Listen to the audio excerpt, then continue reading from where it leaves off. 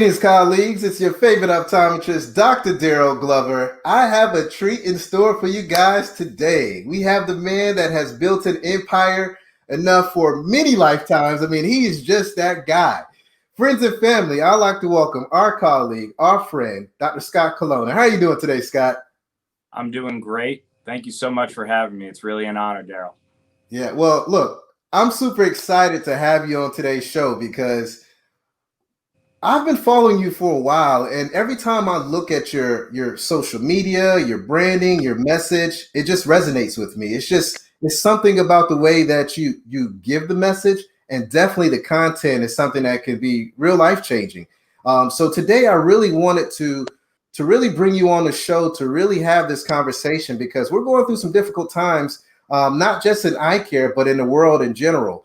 And I think having your perspective can help ease the minds of a lot of younger optometrists, optometry students, but also some of the seasoned optometrists out there because we're all going through it and we all are looking for some answers. And I know you have a lot of those answers that we may be looking for. So again, thank you dearly for being a part of the show, hanging out with Dr. Darryl Glover on the Defocus Media podcast. And before we get started, I'd love for you just to share with the world who you are, where you're from, how you got into this wonderful industry in this profession. Yeah.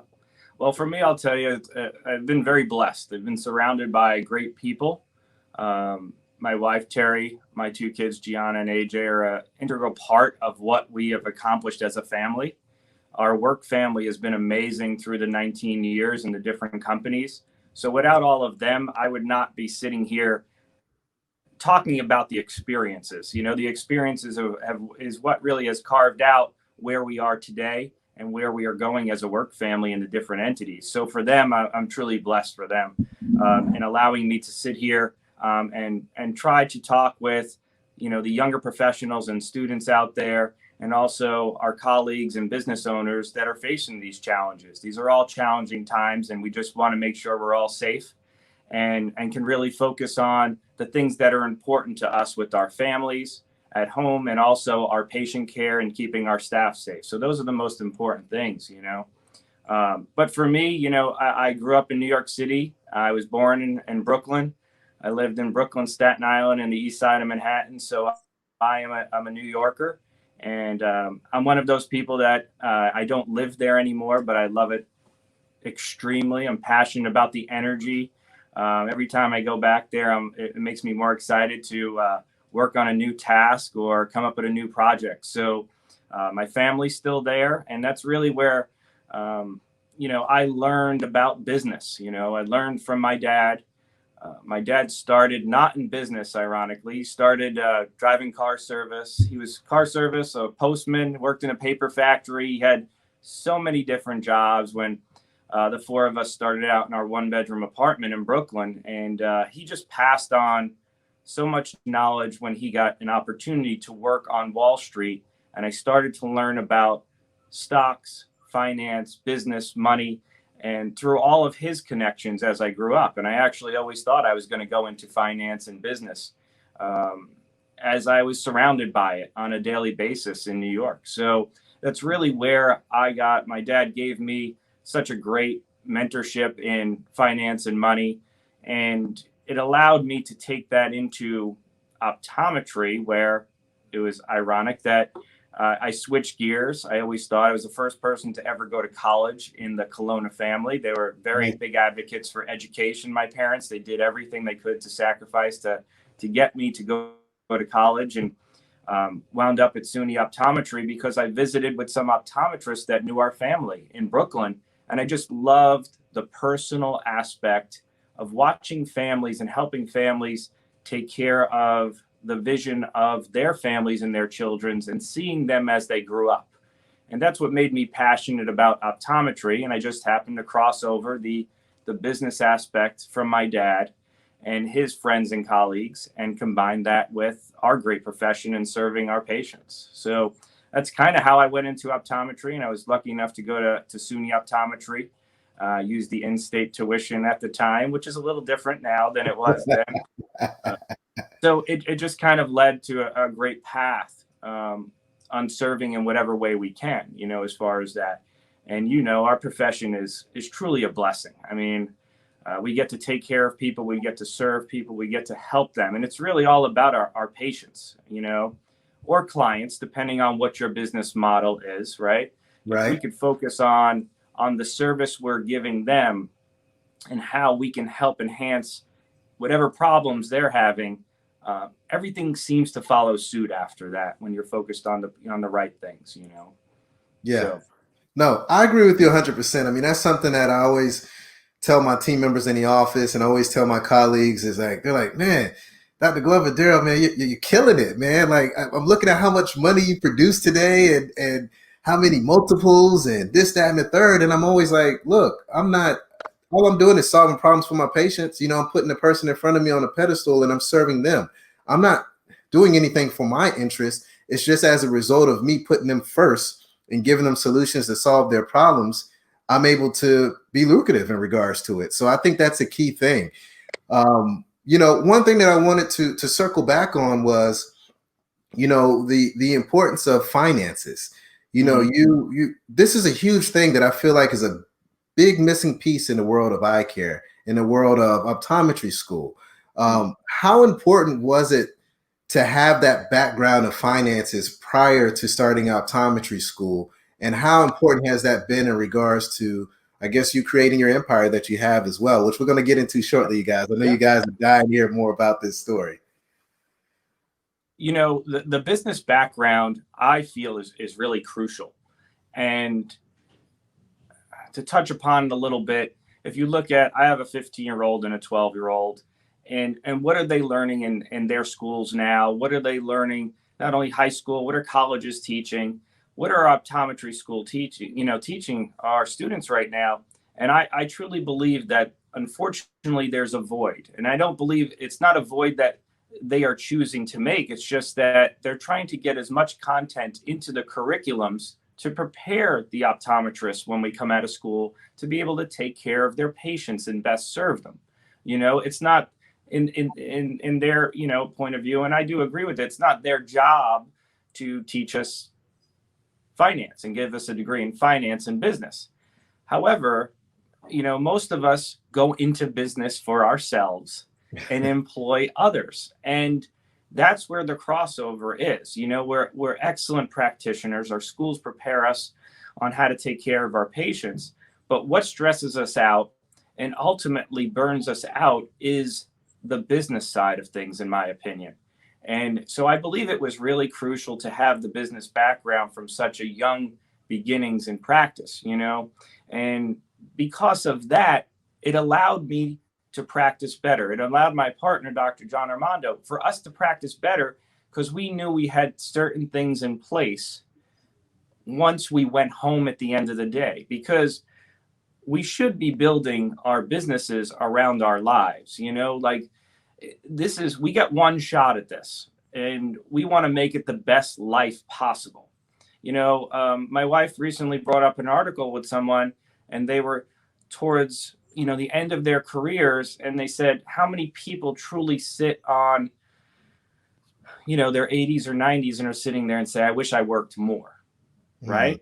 It's right. about how do we work to the best of our ability, and everybody's level is different. Just because I choose to work 60 or 70 hours a week like you do, or that doesn't mean that the person next to me has to. It's what are their goals and what do they want out of life for right now. So that's the most important thing about it to me. The finance part of it, if you can get it set up properly, is really let you lay your head down on the pillow at night a little better, and just takes a little bit of the stress off the shoulders, because we are going through some challenging times right now. And I know that term has been overused, but it is, right? Yeah. And we need to be prepared for what we just went through. We need to be prepared for what if we have to go through it again, and how can we best. I believe it's an opportunity for market share and expansion. Let's not think about retraction, and let's not just cover our heads per se and just be like, oh, I just got to get through this, right? We don't want to put the pillow over our heads and say, is it 6 months, is it 9 months? No, I want to know, what can we do right now to make it better for when we come out of what's going on in 2020, right? Yeah. And the business history has taught us that there are ups and downs to markets all the time, depending on when you enter and when you exit. And I believe these challenging times set us up for opportunity to make it better for the next growth cycle in our economies and also in our profession. Yeah, no, I mean, I think you hit the nail on the head, and I greatly appreciate that information. And one thing that I really wanted to dive deep in today was talking about this a little bit more, because again, as at the top of the show, I mentioned there's a lot of folks that need some advice, that need some help, that need some education to really take their personal branding and their businesses to the next level. But before we jump into that, I really would like for you to just kind of paint the picture of over the last 19 years, the journey, the businesses that you've actually created. Because I think it's important for people to understand that, you know, you didn't just read a couple of books and you're the guru and you're the expert in this. You've actually put in the work, you know, like you've actually done the work, you've had success, you're respected in the industry, and you know what you're talking about. Because there's a lot of people out there that just, you know, let me pick up a book here or there. Okay, I'm a guru at this, but you've actually done it. So if you could just kind of paint the picture from maybe back 2000, 2001 to today in regards to the various companies and what those companies do and why you created those companies. Yeah, you know, we started out, and most of my resume, you hit it on the nail on the head of that, is it's truly just based on experiences. And I truly believe that's the best way for us to learn. Not everything we do is going to work out. I have made many, many mistakes, right?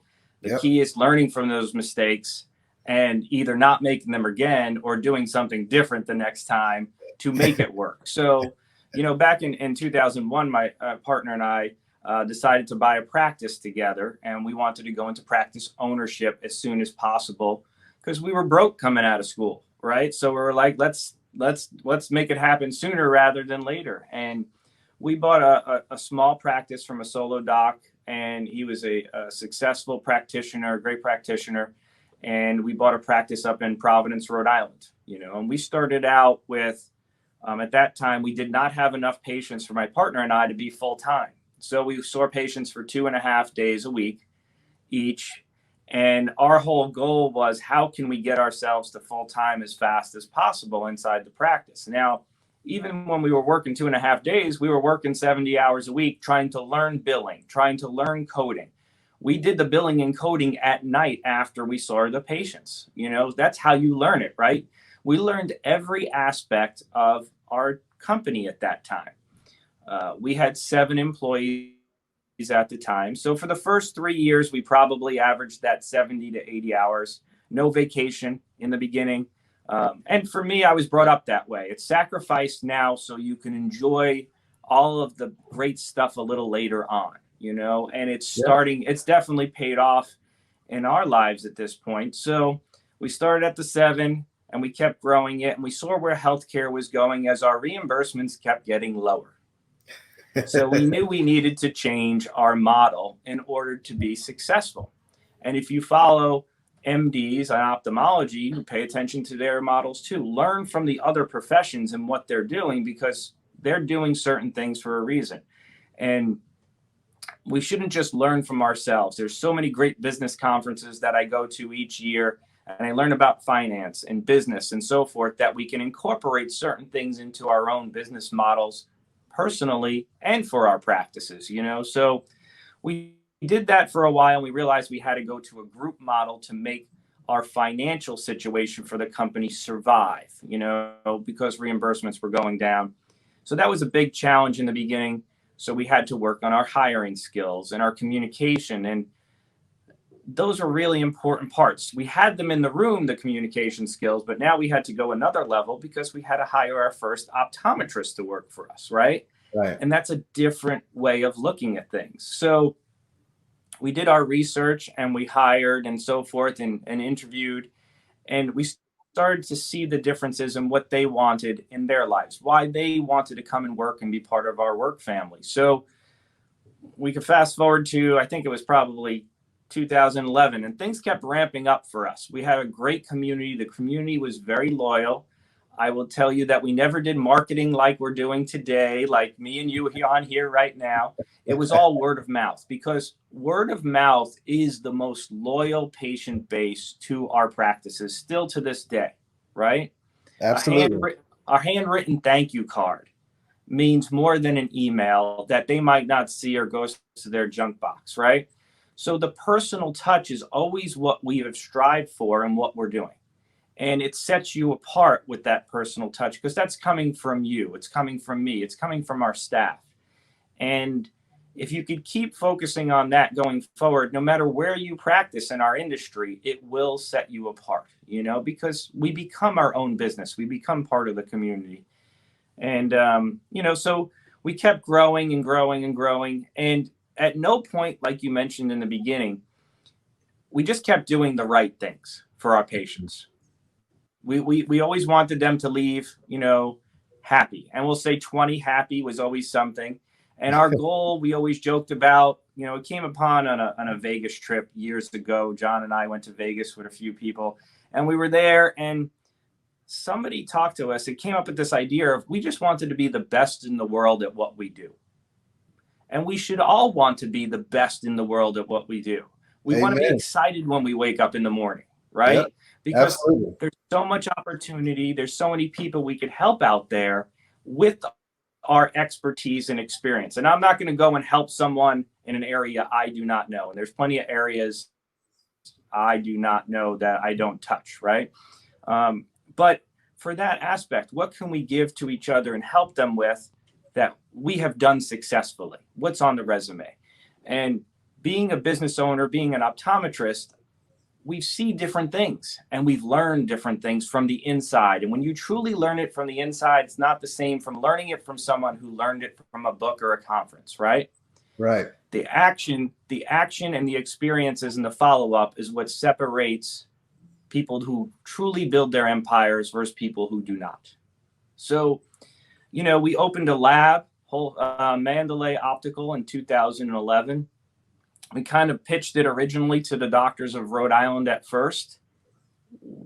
We kind of got laughed at the meeting, because they were like, well, how do you want to run a business in a lab? You don't know how to run a lab. You don't have to do this. But we were trying to pull optometry together to help each other, help protect us, because there's so many challenges from forces outside us and the bigger monopolies that are out there, that we need to protect the small businesses, because they're the ones, in our opinion, that truly, they're the ones that sponsor the sports teams and Right. are at the flea markets and doing different things and giving back to the communities. All of our employees work and live. They came from our community. So to us, that's very important to us to give back, So that's really where it came apart, that we started Mandalay Optical. And then it just slowly kind of grew each year and each year. And I will say 2019 was our biggest year for that.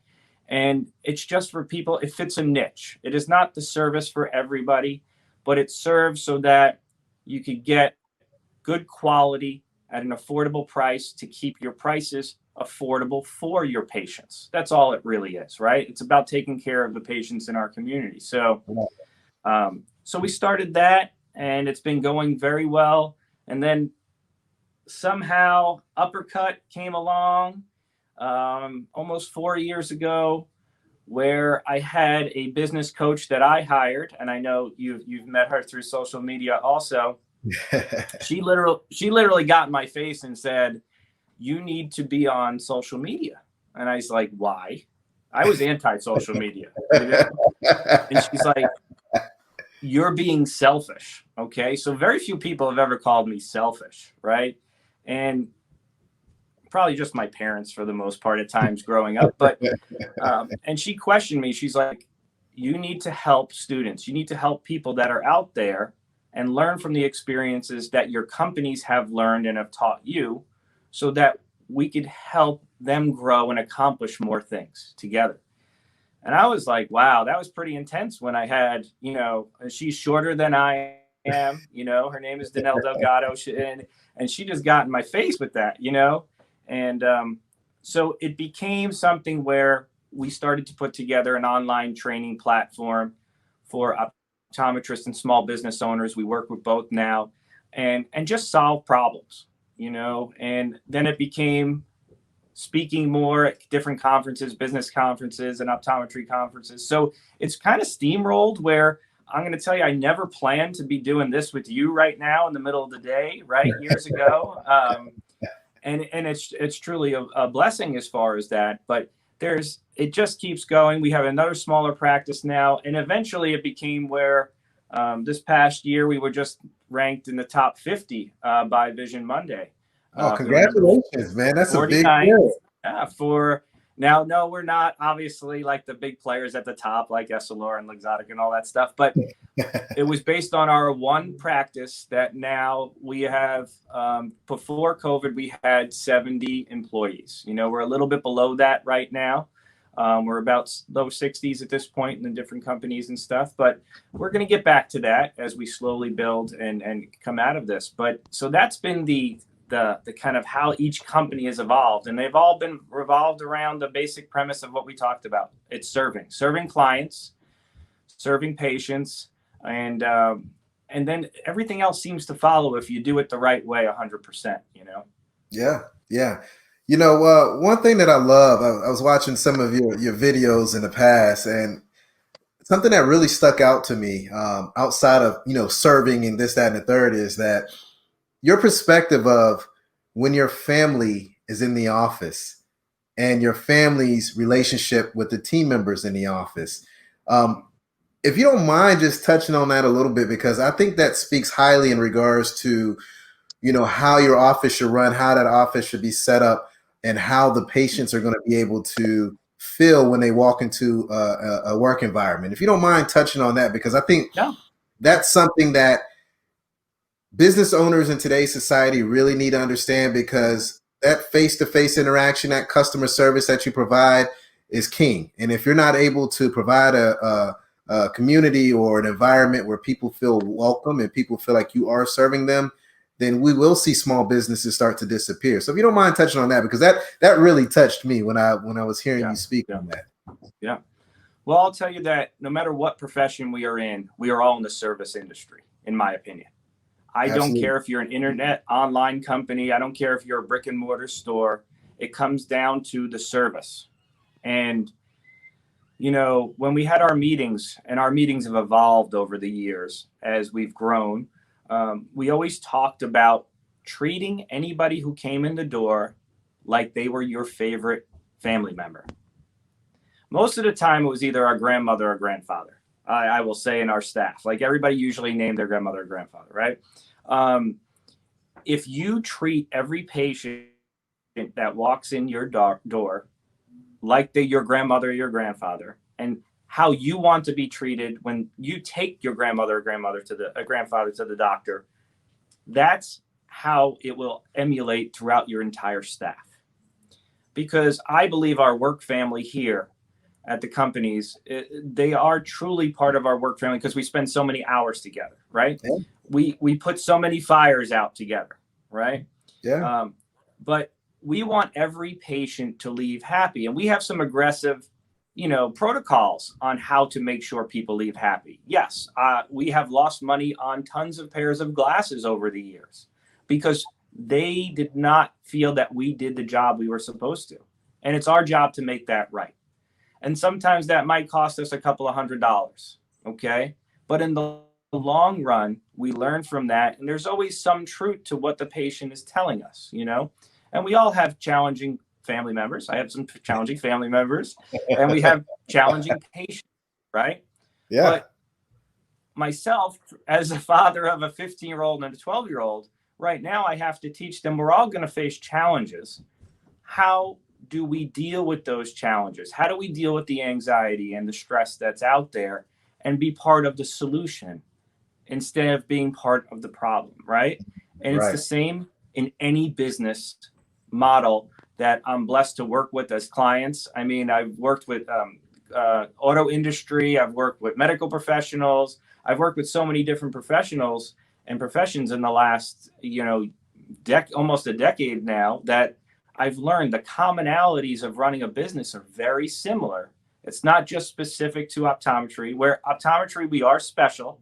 We definitely have our specialties because we do have a retail side, most of us, and a medical side, right? Yes, That's a unique combination. And that's a blessing, actually. There's a lot absolutely. of things you could use to that to be a blessing, right? So that's kind of how I feel about it. And I think if we treat everyone like our family, it'll just kind of really spread in almost a great way for our profession. And a lot of us are like that. I mean, I've met so many of us through the years at different conferences. We all have that in us. It's just teaching our employees and our work family to reflect that back on our patients in our community. Yeah, Scott, I love that you touched on that. I've said that probably a million times on various podcasts. Every patient that walks into my office, I treat them like they're my mom or father, my mom or dad, and the the love that I give to that patient is reflected back 100 times more than what I'm giving them.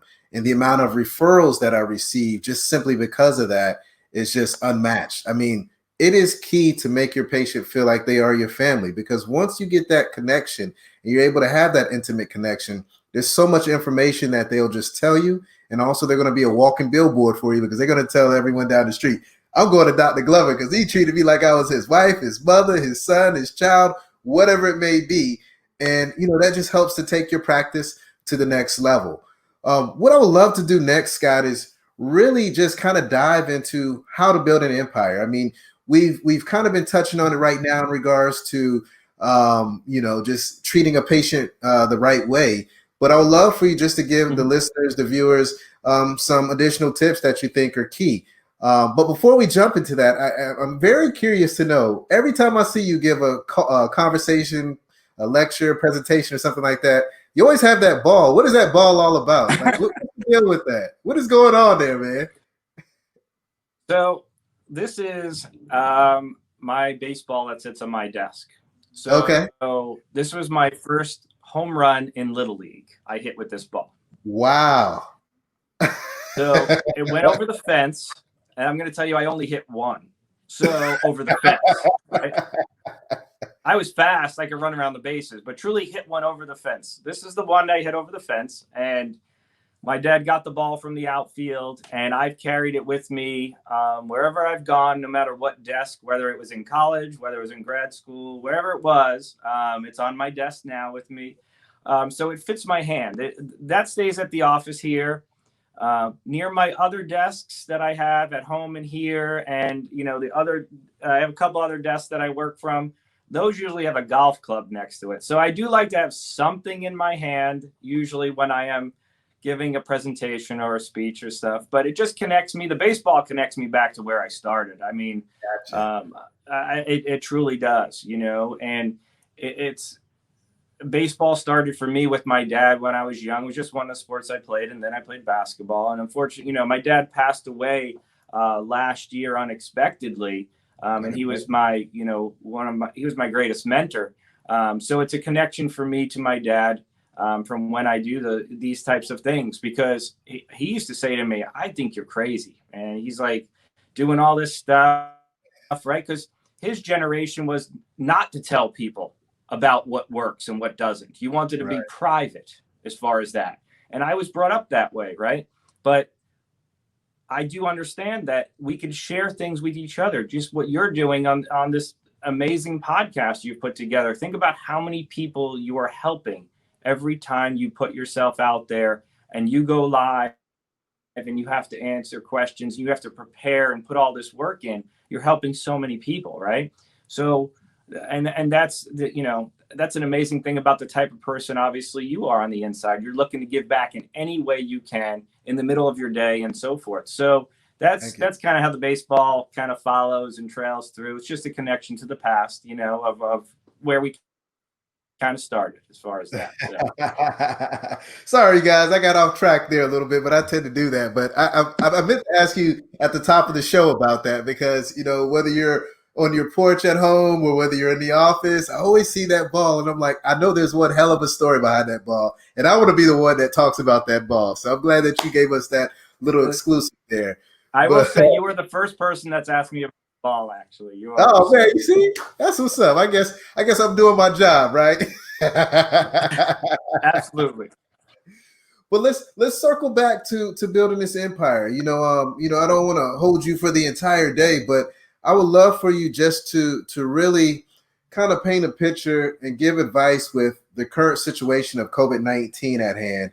For those maybe students that's coming out of optometry school or those seasoned vets that have been practicing for years, just whatever advice you can give, whether it's on a personal level, store level, corporate level, how can they build their empire and how can they make their empire effective? Because a lot of us build things, but it's not really effective and it's not really helping to make the world a better place. So if you don't mind just, touching on some of the main points that you feel could really resonate with the listeners. As I've talked to so many people, especially students that are coming out of school, they're weighed down by not things that don't align with their passion and their vision. Okay. Obviously, school debt is a huge stressor for so many people at this point, right? And it was throughout the generations, but it's becoming more and more. And it almost takes away and holds back the passion of why they're going into the profession. And that becomes their goal. Their goal becomes, how do I get rid of this student debt so I could sleep better at night?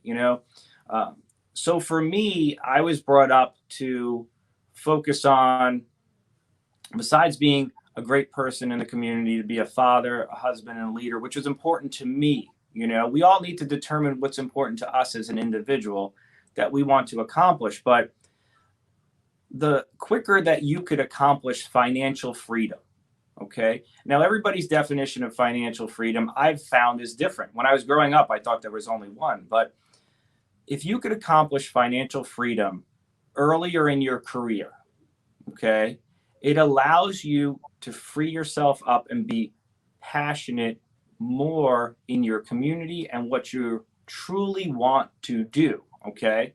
Now, everybody's like, well, you're supposed to take a job that you're passionate about. Nobody likes 100% of the things they do at their job. I can say I'm getting closer to it, but nobody likes 100, right? We still have to deal with things we don't like to deal with, right? Right.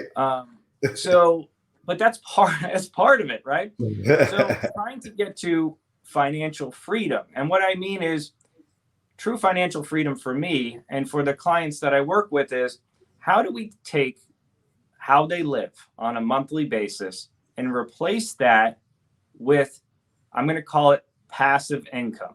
And passive is an elusive word because there's no such thing that people just throw money at you, right? You still need to work for passive income, but where your money starts to work for you.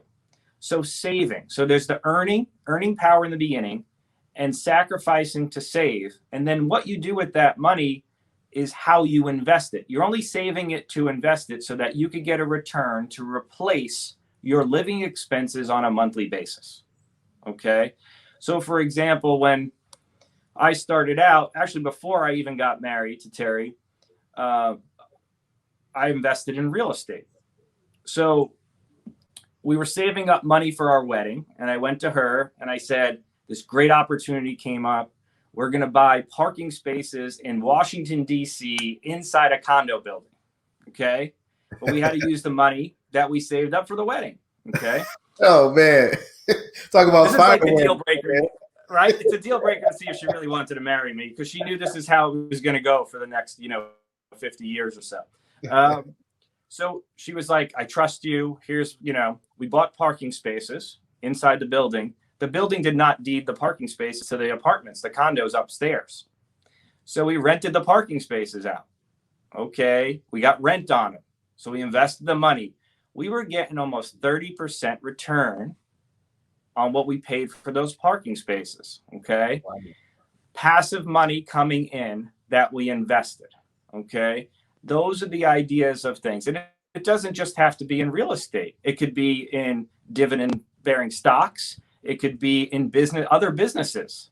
There's lots of things that could give you passive revenue that you could offset your living expenses. The sooner you could do that, and we kept the parking spaces for 3 years.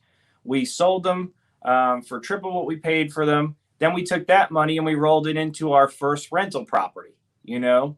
So that's what I've been doing behind the scenes. The money we make through Uppercut, Mandalay, our practices, I take that money, I invest it back into making more money, making the money work for us so that financial freedom is obtained much earlier. And there were years I made more in real estate than I did in optometry, right? Wow. Because optometry, it's a great profession, right? But we need to prepare for not $1 million in savings or $2 million in savings. 47% of the people that retire before COVID ran out of money within 5 years of retiring. Scott, I wanna just pause you there for a moment, and Yeah. I think I actually heard this on one of your videos as well, because this number was a high number that a lot of people are like, "What the hell?" So, Yeah. what percentage of money should people ideally really be saving? Okay. So the ideal number based on people that are more successful, and I'm borrowing and stealing from the people that are really successful in our country. You Yeah. should be saving 40% of what you earn. That's Whew. your ultimate target. Okay.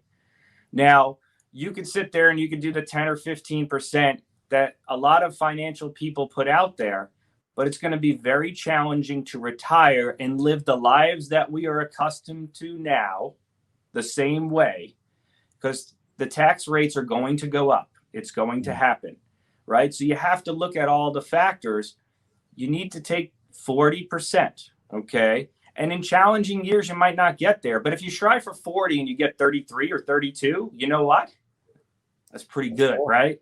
So that's really the goal about the sacrificing, saving earlier to invest and make money with businesses, dividend stocks, real estate. There's lots of different areas that you could go into.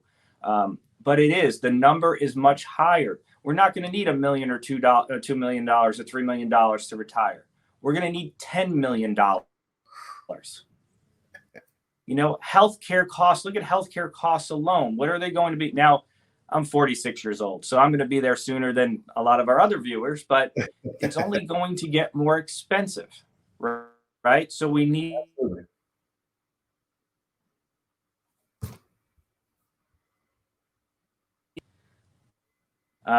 So that's what I'm talking about, the 40% things. 47% of the people are running out in the first 5 years of their retirement. We live in the best country in the world. This should not be happening here. And it starts with educating our children and our future generations about money and sales and how to use these regular tools that are not taught inside schools to make them more successful for when they get to be 20 years old, 30-year old, or 40-year-olds, So that's really, I think, the most important thing about teaching our future generations on how to save, how to invest, and how to make their money work for them will allow them to do the things that they enjoy to do, create memories with their family, and build a great work environment. Wow. I mean, when you say it, it's a no-brainer, right? I mean, this is how you truly build an empire, right? You have to have, that mindset to be able to save and to be able to take that savings and allow that savings to now turn into investment money and make that money and then make more investment money and be able to potentially live off of that whenever it's time to retire. Because who wants to work until, and again, optometry is a great profession, but I don't want to be saying one or two when I'm like 70, 80, 60 years old, simply because, yes, I love what I do, but also I want to be able to live life. I mean, just with COVID-19, this is bringing reality to us that tomorrow's not promised. Anyone can go. So we want to make sure that we have the right tools, the right resources, the right finances to be able to live a long, fruitful life and enjoy it as well. I don't want to wait until I'm 70 years old to enjoy life. I want to enjoy life now as well. And I definitely want to be able to make sure that I have the right resources and buckets of investments to get me to that lifestyle. Yeah, it's so true. And younger generations than myself, they talk about enjoying life now, and I agree with them. You want to live your life and enjoy it now, right? And setting yourself up to do that is the most important part. We don't want to wait till they're 65 or 70 to go and travel. You want to experience it when you're younger, so you could create those memories and maybe bring your parents with you or your family members or whoever you want. And it can be done. It's such a rewarding thing, building. I call it the empire. The empire for me, is the complete package. It's like, how can we financially build ourselves as a family and put ourselves in the best position to enjoy life, to be able to experience things together and be able to share them with others, as far as that. And it is a challenge. There is sacrifice involved. Don't get me wrong, right? It's important that we need to learn how to sacrifice in order to accomplish it, because it makes it much more worth it when we go on that special trip or we share those memories with our work family. That's what it's about, as far as that. So it's like you said, it's you don't want to be saying one or two. You don't have to be saying one or two when you're 70 or 75 years old, unless you truly want to. If you want Exactly. to, that's great. If you still want to, that's your choice, right? There's nothing wrong with that. But you can also accomplish where you're 42 years old.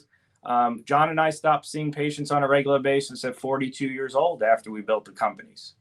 So I still go in when someone's on vacation and I keep my skills up here and there, but I'll tell you, it's becoming less and less at this point because we're working with so many great, business owners in different professions in optometry. So it can be done. And I will tell you, because we've done it, and there's other people that have done it that we've worked with. So it's not just a fantasy out there. So, that's a great segue into, if anyone is interested in learning how to build an empire and, create wealth and generational wealth and just really change their life in general, what's the best way for them just to get in contact with you? And what are the best platforms for them to follow you on? I mean, like, what do they need to do to just build that empire? What's the best communication platform? Yeah. So the first thing I would always recommend to anyone is to sit down and just decide truly what your goals are for yourself. And just reflection. Reflection is really important, and I never grew up doing that, to tell you the truth, but I've learned over the years, taking some time to yourself to sit down, and you're going to write down, I don't know, I usually write down like 25 or 30 goals that I want to accomplish, right?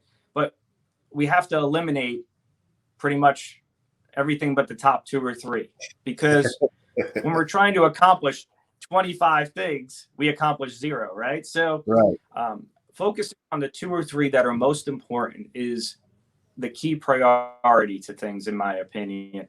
And if you're trying to, I do Facebook Live, obviously, Empire Builder Show. It's been a little bit hectic schedule wise during COVID, but we're working on it. That's going to get back to its regular schedule a little bit more. And for a website, you could just go to drscottcolonna.com, drscottcolonna.com. It's a new site we just launched. It's still tweaking a little bit, but it gives you a lot of the information of what we do and how we could help. But even if not, just reach out on Facebook. I'm mostly on there, and just stay connected. I want to meet you. I want to know what you're doing, even if we don't work together. When we go back to going to a conference, I want to meet with everybody. I want to share a drink with everybody, and talk about how we can move the profession forward as business owners, but maybe not even as business owners, just as students coming out, because that's what it's really about, connecting and meeting people, because we will get back to our conferences. We will get back to traveling. And right now it's just about, during COVID, make sure that you are not running on a negative cash flow. It's the biggest thing we've coached our clients through this whole process. What you are taking in on a weekly basis, make sure that your outflow on a cash basis is not negative. Now, you might be in a good sector of the country where you're fully open. We have some areas where they're reclosing and re-quarantining. Do not run in the negative. Do not depend on the government to put out another program, right? Put yourself in the best position financially, personally as the business owner, and as the business itself, You got to have two different hats, right? Your personal and your business hat. Do not run in the negative. If you could do that through this pandemic, no matter what happens in the fall or the winter, when you come out, you will be stronger and you'll be able to put your company in the best position to grow when this is done, because it will pass and we will come out of it better than we ever have before.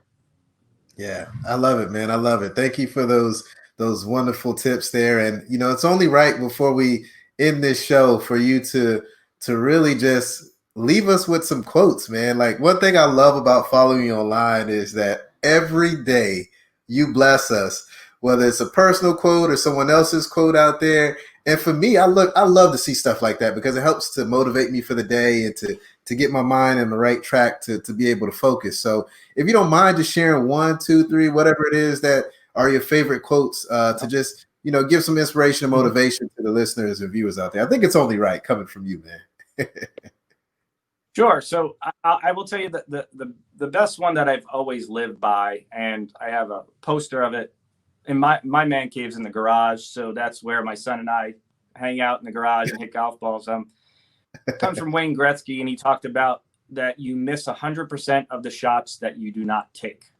And to me, that resonates immensely, because how many times are we sitting there and we're like, man, that sounds like a good idea, right? And it might be a good idea.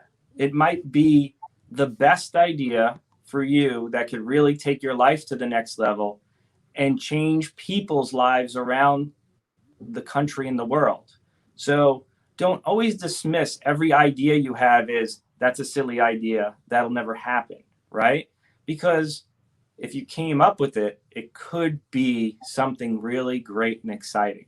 So at least investigate 100% of the ideas and shots that you come up with. I didn't say you have to invest money and act on them, but just give them some ownership as far as that, and it's funny because the other one I'll leave you with is growing up in New York City. So I love my pizza. Okay. And there's great pizza around the world, really. But we talked about when I moved to Rhode Island, I went into pizza places up here, and they had these menus that had like 900 things on it, right? So it said pizza place outside, and then you went in and they're talking about their falafels or they're talking about their burritos and stuff. So I am a big believer in, and this is a personal quote, I don't mean it in any way, but just think about it this way. You don't want to be a pizza place owner that serves falafels. Nothing against falafels. I enjoy falafels very much. But take what you're really great at, what you're passionate about, and what you're really experienced in, truly experienced. I don't mean like I took a course and now I'm an expert in this. I mean, went through the goods and bads, learned about it as far as that, and specialize in that. And then give that to your patients and to your clients, because your passion will show in what you know the best. Yeah. So those are the two things that I would share with our viewership here and your viewership. Hopefully that was a little bit of what you were looking for. Absolutely, man. Absolutely. Every day when I get up, I'm like, falafels. They're good. That's not what I meant. I love my pizza. It's always great to be able to get a good quote from you, man. And thank you for sharing.